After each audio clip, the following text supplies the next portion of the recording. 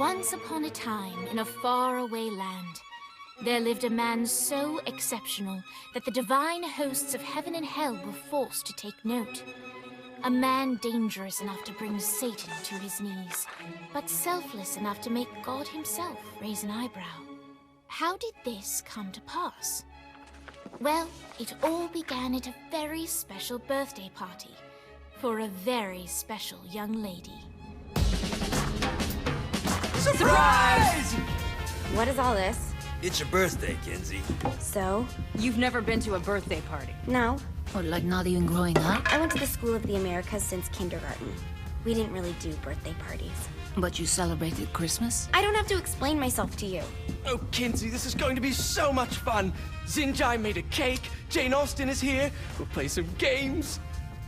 What sort of games?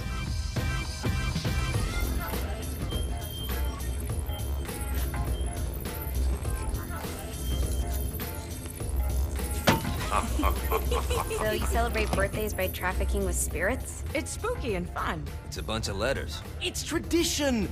Every slumber party has to involve a spirit board. Slumber party? How's it work? We ask it a question, and the spirit of the board will reveal the answer. How? Yeah, someone pushes the pointy thing to wherever they want. Wait, can we go back to you and your slumber parties? No time. All right. Everyone put their hands on the cursor. Cursor. I feel the magic already. All right. Will the President/God Emperor for life ever choose a partner to reign alongside them? No.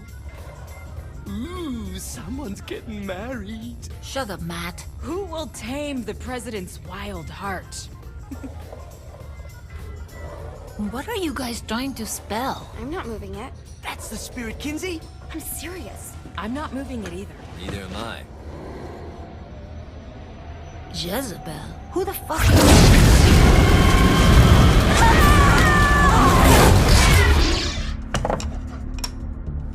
Is that not normal? Where'd you get the board? I was going through Zinyax's artifact collection and found it there. Who did it belong to? Alistair Crowley?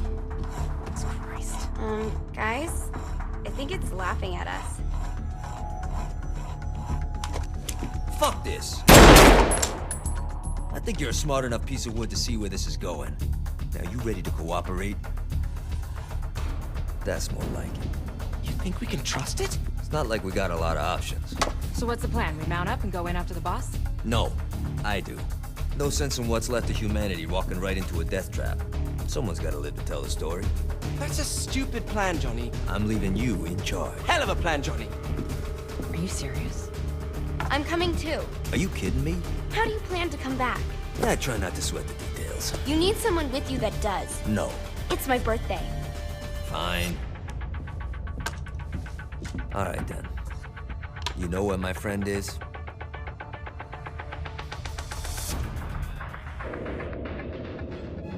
True to its word, the spirit board opened up another portal and sent Johnny and Kinsey screaming into hell.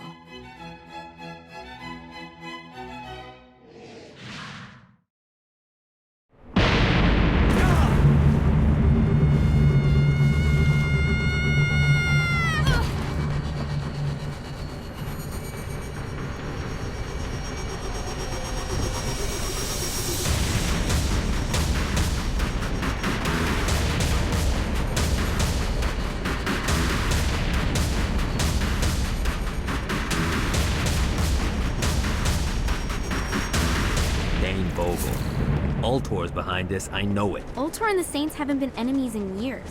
You really think he's responsible? You don't know him like I do. The boss put him through a window for a reason. The reason was the boss was kind of fucking crazy back then. That's a fair point. You know how much easier this would be if we just found a car? You know how much easier this would be if you just gave me a second? Alright. Now how are we gonna find the Ultor building? Biggest building down here, giant Ultor sign on it. I don't think this is a problem. I'll buy that.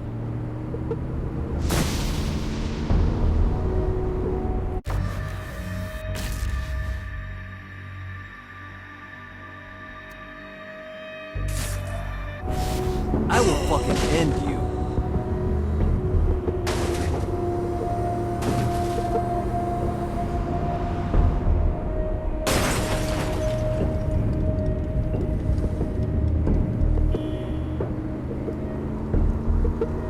at us. Kinsey Kensington and Johnny Gat driving together on a birthday adventure. Are you always this excited? Generally, I'm a misanthrope. I get it.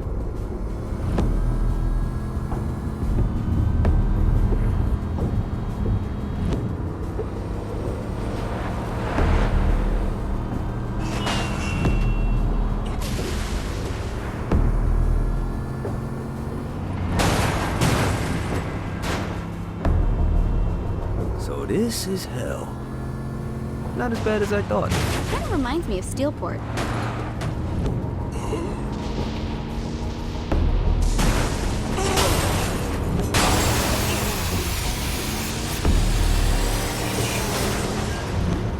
So, what's the plan? Oh yeah. I'm gonna shoot him in the face unless he gives us the boss back. What if Dane doesn't have the boss? I'll probably still shoot him in the face.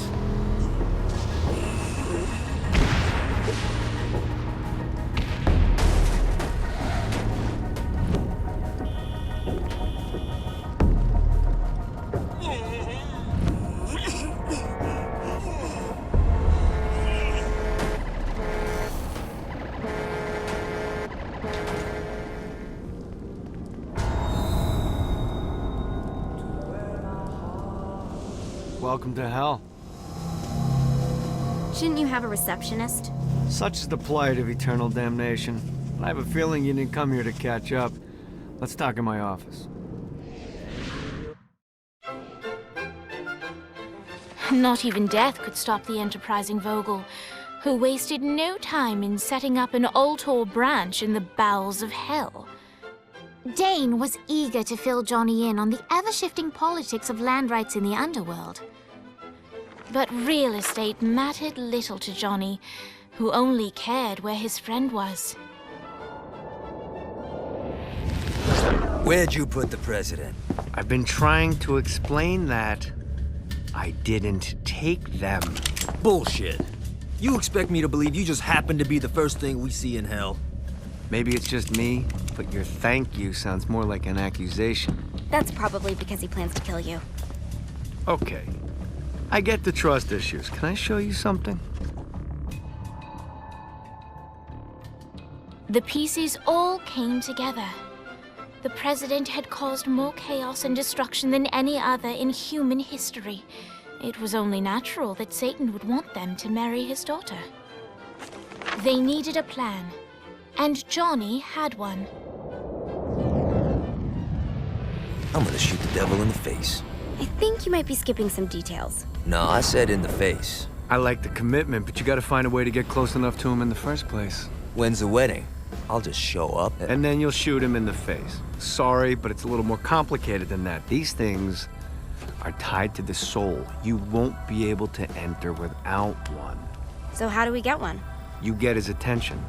I know some places that are of particular value to the father of the bride. You hit those, you'll get your shot. Wait, why would Satan give out an invitation for destroying his stuff?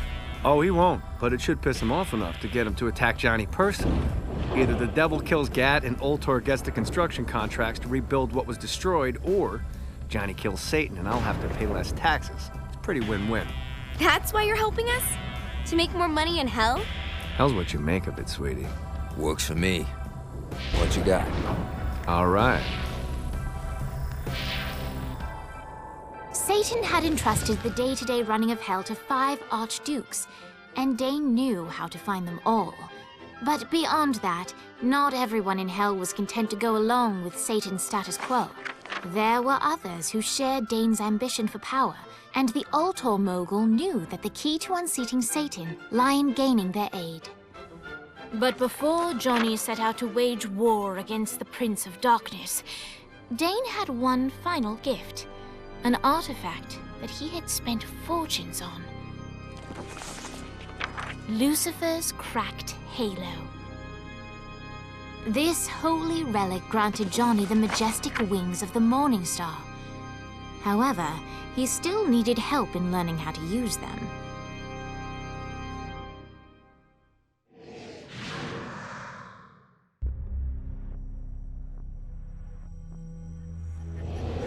All right, you got me out in the sticks. Now what? Would it kill you to show a little excitement? You're about to experience angelic flight, for Christ's sake. Dane. Someone needs a nap. Great. Now you should have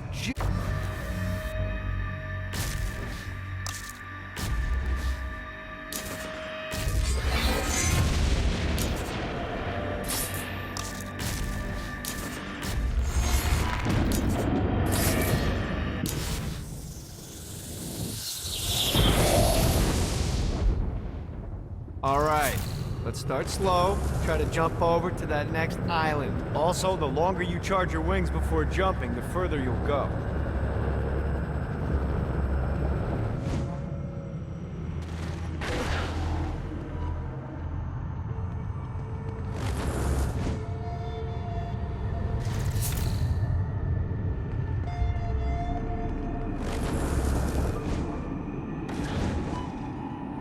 Hey, you didn't fuck it up. Good job. Now get up that cliff. Don't worry, if something looks too high, just keep on jumping off the wall. Remember to charge your jumps if you want to get up the cliff faster. Now it's time to fly. You heard of crawling before walking? Well, in this case, you need to jump before you can fly. Launch yourself in the air with a jump, and then hold your wings out to glide to that next island. I put out some orbs to show you the path.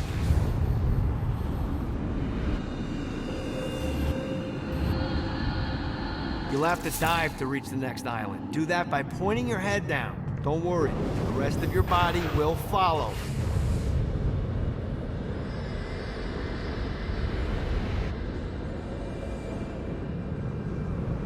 I put a shiny flap orb out in front of you. Collect the orb, and your wings will flap to gain speed.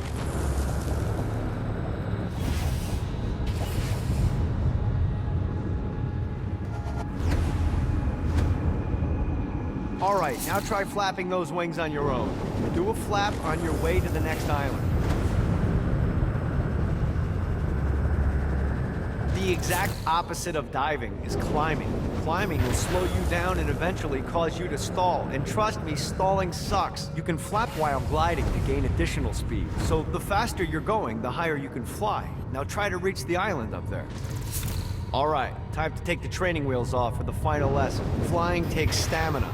If you run out in midair, you are going to drop like a rock. A stupid, stamina-less rock. Last island is right under those lava falls. Let's get you back to the old tour building. I want to run through all the stuff you can do to hurt Satan. Sure thing. See you soon. Here's the deal. If you want some FaceTime with Satan, you need to get his attention. Now, Satan hates being challenged, so anything you do to undermine his control is good. Fraud, mayhem, shooting demons in the face, anything. You can keep track of Satan's wrath with this handy meter. Get it high enough and you'll be having drinks with Big Red in no time. I've compiled a list of shit to do, so take a look and do whatever sounds fun. Oh, one more thing. We have some potential allies down here. Trust me, you want to impress them.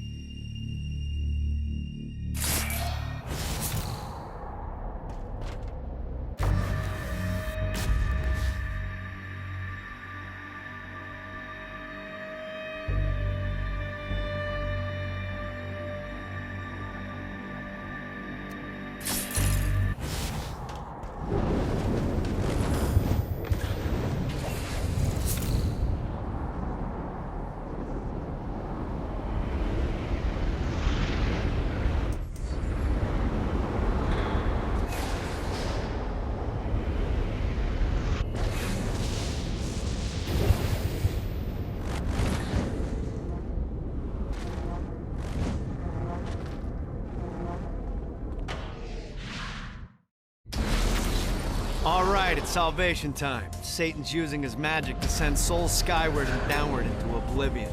That's where you come in. Catch the falling souls before they hit ground and use an arcane blast to free the souls rising upward. Of course, once you do that, you'll still have to catch them before they drift off to their death. Speed is key here. You'll get a bonus for every soul you can save before touching down. Now let's go save some clients. I mean souls. Poor souls that need help.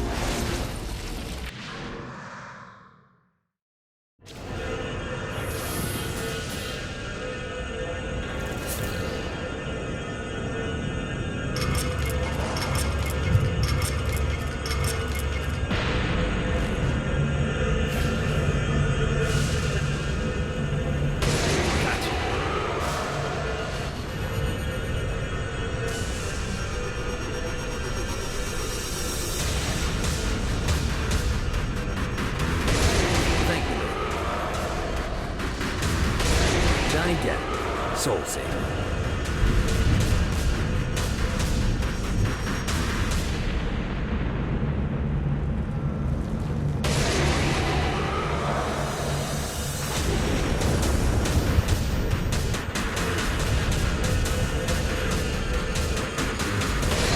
Say hi to the big guy for me.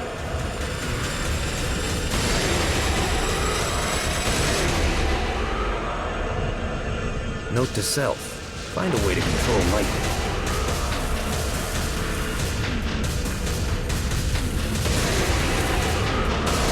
Thank you.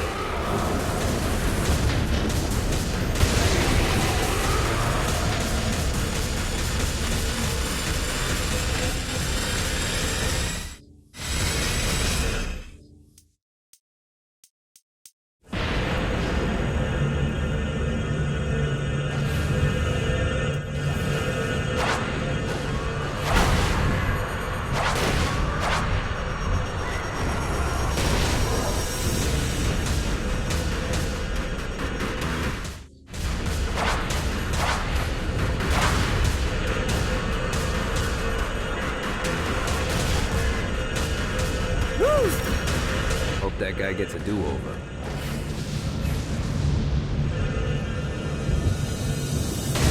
Johnny Gat, soul saver.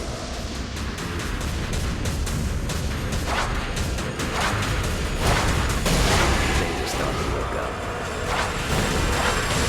I gotta catch more souls before I touch down.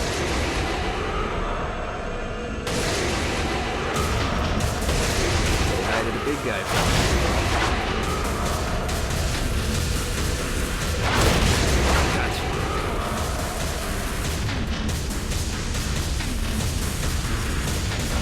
God, this feels good.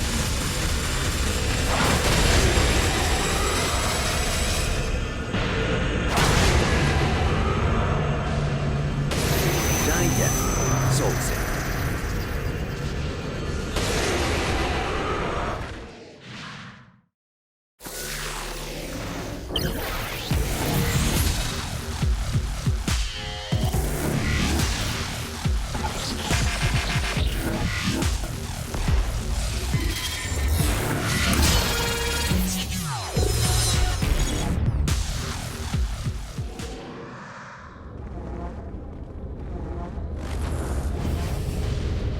I hope there's not something ridiculous like 100 of these to find.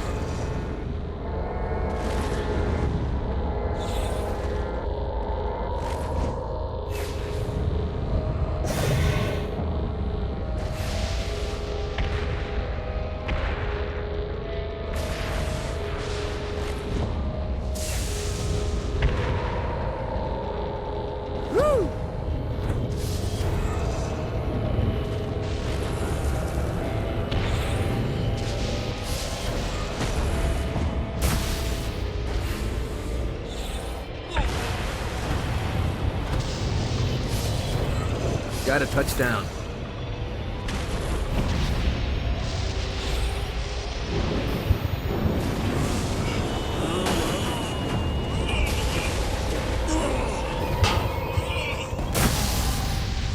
Winning isn't important. It's the body count.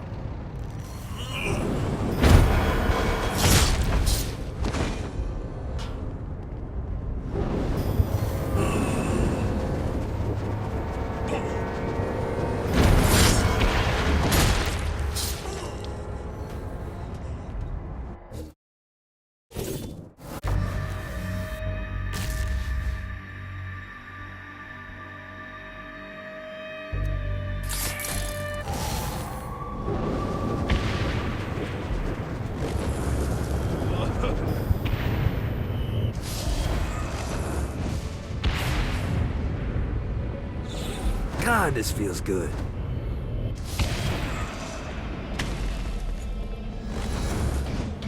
Now that's a pretty impressive chunk of stone. Wonder how to turn it on.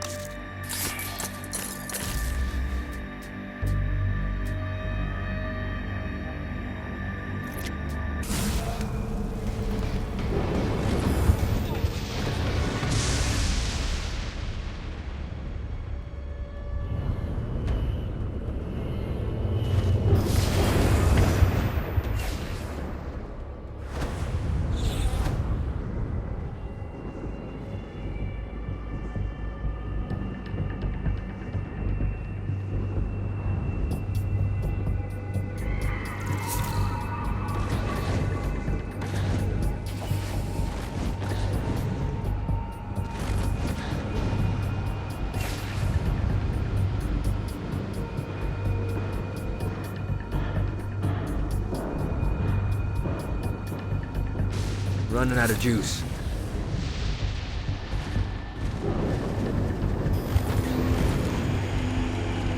A Damned Soul's Orientation Guide, Chapter 13.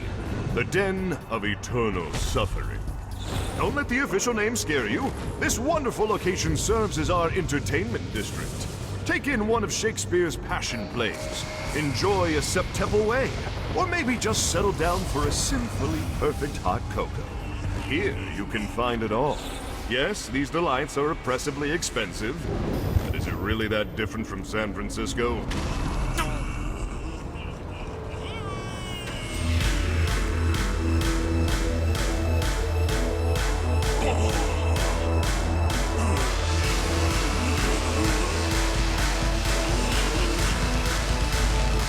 Lights up. William Shakespeare, humanity's greatest playwright, and hell's most diabolical purveyor of entertainment, looks on as a brave mortal on an Orphean quest enters.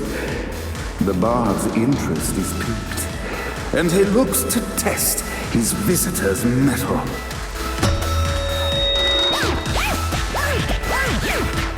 The masked tragedies were used to enemies cowering as they approached.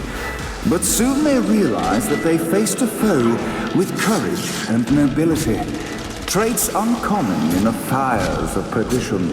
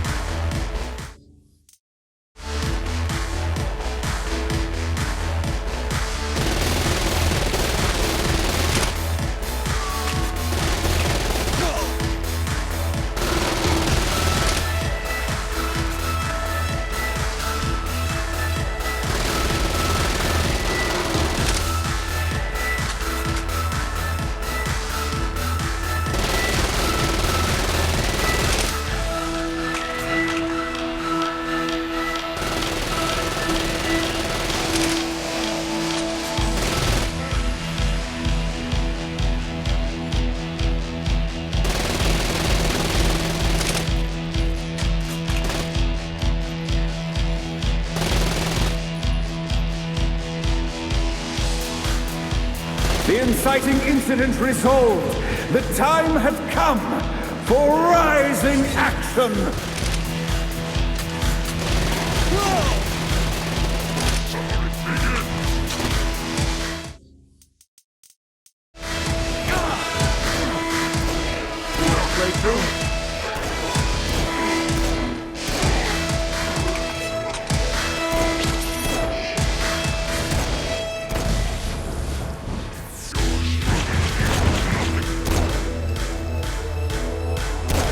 The battle raged on below, and as bullets and blood flew, the bard arched a curious eyebrow. Could this mortal be the exact thing that Shakespeare needed?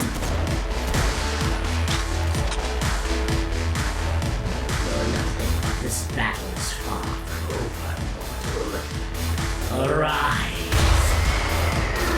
And now, Act 3!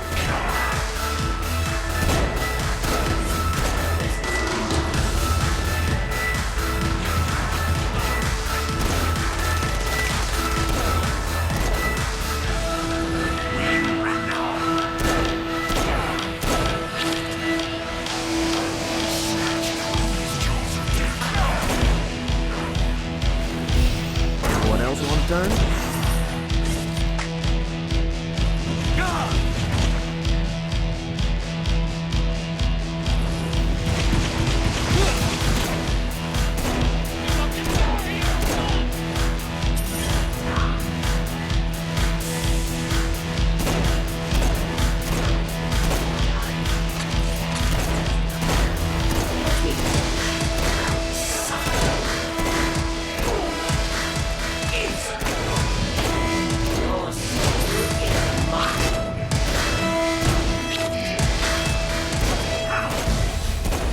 The conflict resolved. Shakespeare eagerly awaited meeting the champion that dispatched so many of his men.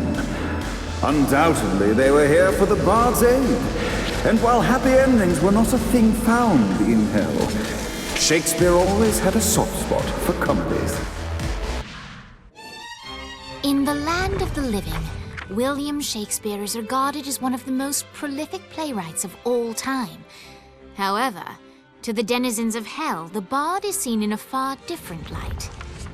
After selling his soul for fame and adoration, Shakespeare served in hell as Satan's spy master general. In doing his duty, Shakespeare would punish the souls he was investigating by forcing them to perform in grotesque passion plays for Satan's amusement.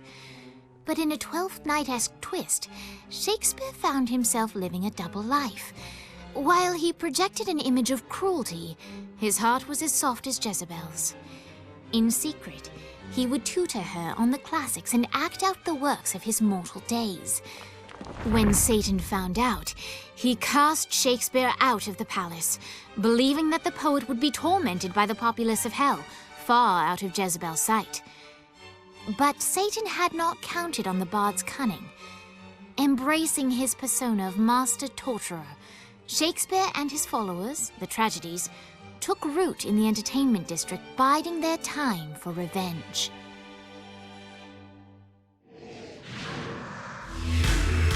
And so Shakespeare called forth the Deus Ex Machina to bestow our protagonist with the arcane power of Force Stomp.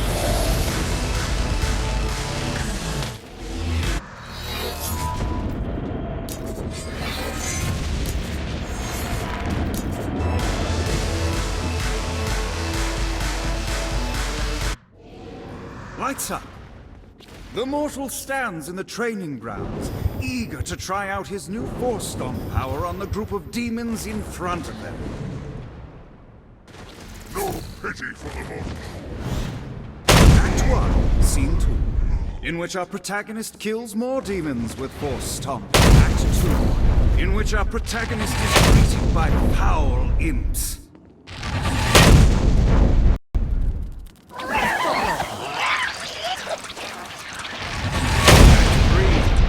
Our protagonist learns that Force Stomp even works on flying enemies, enabling them to remove a Dark Inciter's shield before shooting them to death with bullets. The result of the day is won, And the curtain closes on our noble hero.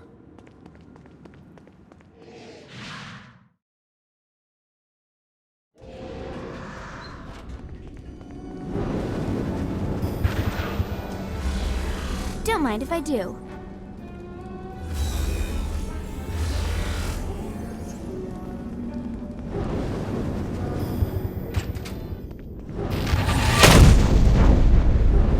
Man, I'm really good at killing people.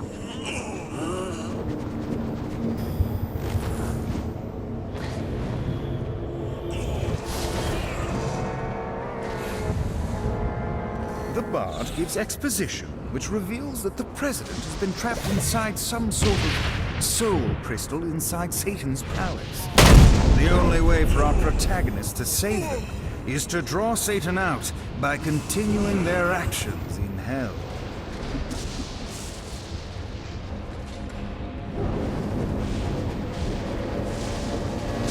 Yep, this is happening.